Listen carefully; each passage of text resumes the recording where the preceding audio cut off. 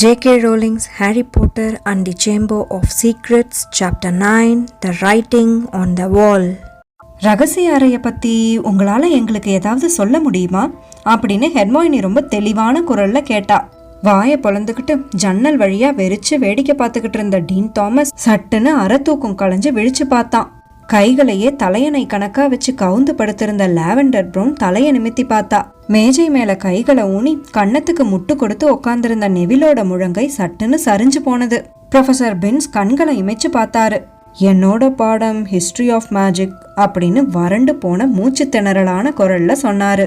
நான் வரலாற்று உண்மைகளை கையாளுறேன் மிஸ் கிரேஞ்சர், புராணங்களையோ கட்டுக்கதைகளையோ இல்லை அப்படின்னு சொல்லிட்டு அவரு தொண்டைய ஒரு தடவை கணச்சப்போ தொண்டையில ஏதோ மாட்டிக்கிட்டு செருமன மாதிரி இருந்தது. அப்புறமா அவரு தொடர்ந்து, அந்த ஆண்டு செப்டம்பர் மாதத்தில் சார்டீனியன் மந்திரவாதிகளின் துணைக்குழு அப்படின்னு சொல்லிக்கிட்டு இருந்தப்பவே தடுமாற்றத்தோட பேச்ச நிறுத்தினாரு. ஏன்னா ஹெர்மைனியோட கைகள் மறுபடியும் காத்துல உயர்ந்தது. மிஸ் கிராண்ட், ப்ளீஸ் சார், புராண கதைகளாவே இருந்தாலும் ஒரு உண்மையான அடிப்படை இருக்காதா என்ன? ப்ரொஃபசர் பென்ஸ் அவளை பயங்கர ஆச்சரியத்தோட உற்று நோக்கிக்கிட்டு இருந்தாரு. உயிரோட இருந்தப்பவும் சரி இறந்தப்புறமும் சரி எந்த ஒரு மாணவனும் அவரை இடைநிறுத்தி எந்த கேள்வியும் கேட்டிருக்க மாட்டான்னு ஹாரிக்கு உறுதியா தோணுச்சு.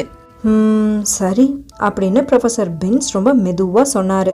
ஆமா, அதை பத்தியும் விவாதிக்கலான்னு தான் தோணுது அப்படின்னு சொல்லிட்டு இதுவரை எந்த ஒரு மாணவனையும் உற்று நோக்காத வகையில ஹெர்மைனிய ரொம்ப ஆர்வமா உற்று நோக்கினாரு.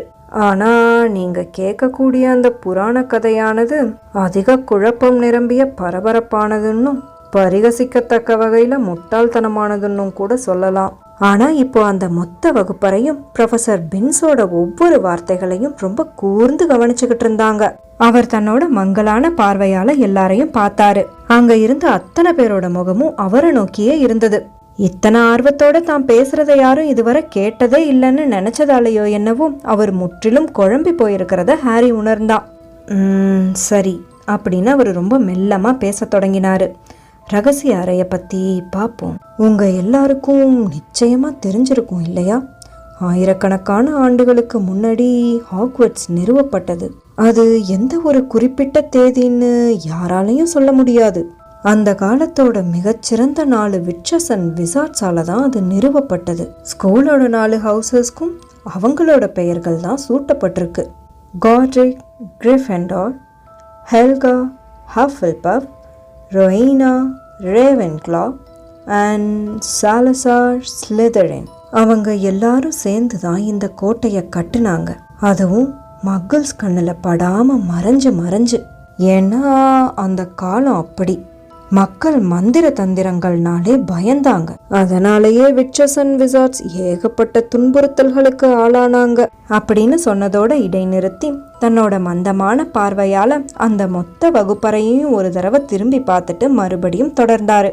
சில வருடங்களுக்கு நிறுவனர்கள் 4 பேரும் ஒற்றுமையா பணியாற்றி மந்திரத்திறன் கொண்ட இளைஞர்களை கண்டுபிடிச்சு இந்த கோட்டைக்கு கூட்டிட்டு வந்து கல்வி கற்பிச்சாங்க. அதுக்கப்புறமா தான் அவங்களுக்குள்ள கருத்து வேறுபாடுகள் தோன்ற ஆரம்பிச்சது.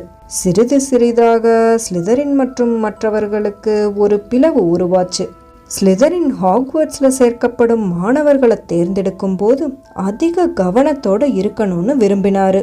மந்திர கல்வியானது ஒரு முழுமையான மந்திர குடும்பங்களுக்கு மட்டுமே வழங்கப்படணுங்கிறது அவரோட நம்பிக்கை. மக்கிள்ஸ் குடும்பத்தை சேர்ந்த மாணவர்களை ஹாக்வர்ட்ஸ்ல சேர்க்கறது அவருக்கு சுத்தமா பிடிக்கவே இல்லை. அவங்கெல்லாம் நம்பிக்கைக்குரியவர்களா இருக்க மாட்டாங்கன்னு அவர் நினைச்சாரு. சில காலத்துக்கு அப்புறமா ஸ்லிதரின் மற்றும் கிரிஃபெண்டர் இடையே இந்த விவகாரத்துல கடுமையான தகராறு ஏற்பட்டது. கடைசியா ஸ்லிதரின் பள்ளியை விட்டே விலகிட்டாரு. ப்ரொஃபசர் பென்ஸ் மறுபடியும் இடைநிறுத்தி வாயை இறுக்கமா மூடிட்டு நின்னதை பார்க்க சுருக்கங்கள் நிரம்பிய ஒரு வயதான ஆமைய போல தோன்றினாரு. நம்ப தகுந்த வரலாற்று ஆதாரங்கள் இவ்வளவுதான் நமக்கு சொல்லுது. ஆனா இந்த உண்மைகளை எல்லாம் ஒரு பகட்டான புராணக்கதை மூடி மறைச்சிடுச்சு. அதுதான் அந்த ரகசிய அறைய பத்தின கதை. அந்த கதைப்படி மற்ற நிறுவனர்கள் யாருக்கும் தெரியாத வகையில ஸ்லிதரின் இந்த கோட்டைக்குள்ள ஒரு மறைவு அறைய கட்டினதா கூறப்படுது.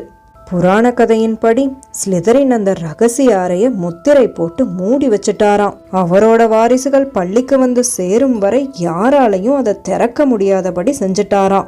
அந்த வாரிசால மட்டுமே ரகசிய அறைய திறந்து உள்ளிருக்கும் பயங்கரத்தை வெளிப்படுத்தி இந்த பள்ளியில மந்திரம் கற்க தகுதியற்ற அனைவரையும் அகற்ற செய்வார்னு சொல்லப்படுது. அவர் கதையை முடிச்சதும் அந்த வகுப்பறை முழுக்க ஒரு பேரமைதி நிலவுச்சு. ஆனா அது வழக்கமா பேராசிரியர் பின்ஸ் வகுப்புல நிலவர தூக்கமயமான அமைதி இல்ல. ஆனா அங்க ஒரு அமைதியற்ற உணர்வு தான் நிலவுச்சுன்னு சொல்லணும். அவர் இன்னும் ஏதாவது சொல்லுவாருங்கிற எதிர்பார்ப்புல தொடர்ந்து எல்லாரும் அவரையே பார்த்துக்கிட்டு இருந்தாங்க. ப்ரொஃபசர் பின்ஸ் கொஞ்சம் எரிச்சல் அடைஞ்ச மாதிரி திரும்பியும் பேச ஆரம்பிச்சாரு. இந்த மொத்த விஷயமுமே ஒரு பைத்தியக்காரத்தனமான பிதற்றல் தான் அப்படின்னு சொன்னாரு. மிக்க கற்றறிந்த விட்சசன் விசார்ட்ஸால இந்த பள்ளி முழுக்க அப்படி ஒரு ரகசிய அறை இருப்பதற்கான ஆதாரங்கள் தேடப்பட்டு விட்டது. ஆனா அப்படி ஒண்ணு இல்லவே இல்லை. அப்பாவிகளை பயமுறுத்தி பார்க்கன்னே சொல்லப்பட்ட வெறும் கதை தான் இதெல்லாம். ஹெர்மைனியோட கைகள் மறுபடியும் காத்துல உயர்ந்தது. சார், அப்போ அந்த அறைக்குள்ள இருக்கிற பயங்கரமான விஷயம் என்னன்னு நீங்க சொல்ல வரீங்க அப்படின்னு கேட்டா. அது ஸ்லிதரினோட வாரிசு மட்டுமே கட்டுப்படுத்தக்கூடிய ஒரு வகை ராட்சசன்னு சொல்லப்படுது அப்படின்னு ப்ரொஃபசர் பின்ஸ் தன்னோட உலர்ந்த மெல்லிய குரல்ல சொன்னாரு. அங்க இருந்த அத்தனை பேரும் பதட்டத்தோட ஒருத்தங்க திரும்பி பார்த்துக்கிட்டாங்க. நான் சொல்றத நல்லா கேட்டுக்கோங்க, அப்படி ஒன்று இல்லவே இல்லை அப்படின்னு சொன்னபடியே ப்ரொஃபசர் பின்ஸ் தன்னோட பாடக்குறிப்புகளை புரட்டினபடியே அந்த ரகசிய அறையும் இல்லை, அதுக்குள்ள ராட்சசனும் இல்லை. ஆனா சார் அப்படின்னு பேச ஆரம்பிச்ச சீமஸ் ஃபினிங்கன், ஒருவேளை அந்த அறை ஸ்லிதரினோட உண்மையான வாரிசால மட்டுமே திறக்கப்பட முடியும்னா வேற யாராலையும் அதை கண்டுபிடிக்க முடியாது தானே? என்ன ஒரு முட்டாள்தனமான பேச்சு அப்படின்னு சினத்தோட சொன்ன ப்ரொஃபசர் பின்ஸ், பல தலைமுறை தலைமை ஆசிரியர்களாலும் ஆசிரியைகளாலுமே அதை தேடி கண்டுபிடிக்க முடியலன்னா, ஆனா ப்ரொஃபசர் அப்படின்னு இடைமறிச்சு பேசின பார்வதி பாட்டில், அதை திறக்கிறதுக்கு டார்க் மேஜிக் தான் பயன்படுத்தப்படணுமோ? ஒரு மந்திரவாதி டார்க் மேஜிக்கை பயன்படுத்தலைங்கிற காரணத்துக்காக அவரால் அது முடியாதுன்னு அர்த்தம் கிடையாது மிஸ் பென்னிஃபெதர் அப்படின்னு ப்ரொஃபசர் பின்ஸ் கடுமையாக சட்டுன்னு சொன்னார். நான் திரும்பியும் சொல்கிறேன், டம்பிள்டோர் போன்றவர்களால கூட. ஆனா அந்த அறையை திறக்கக்கூடியவங்க ஸ்லிதரின் கூட சம்பந்தப்பட்டவங்களா இருக்கணும் இல்லையா?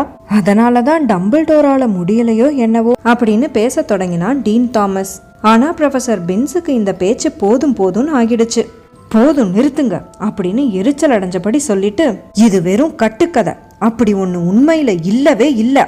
ஸ்லிதரின் ஒரு சின்னஞ்சிறு ப்ரூம் கப்போட கட்டணத்துக்கான ஆதாரம் கூட இல்ல. எவ்வளவு முட்டாள்தனமான ஒரு கதையை உங்ககிட்ட சொன்னதுக்கு நான் வருத்தப்படுறேன். நம்மளை சுத்தி இருக்கக்கூடிய உண்மையான நம்ப தகுந்த சான்றுகளை சொல்லக்கூடிய வரலாற்றுக்கு திரும்புவோம். அடுத்த 5 நிமிஷத்துக்குள்ளேயே அந்த வகுப்பு வழக்கமான சலிப்புக்கு மாறுச்சு.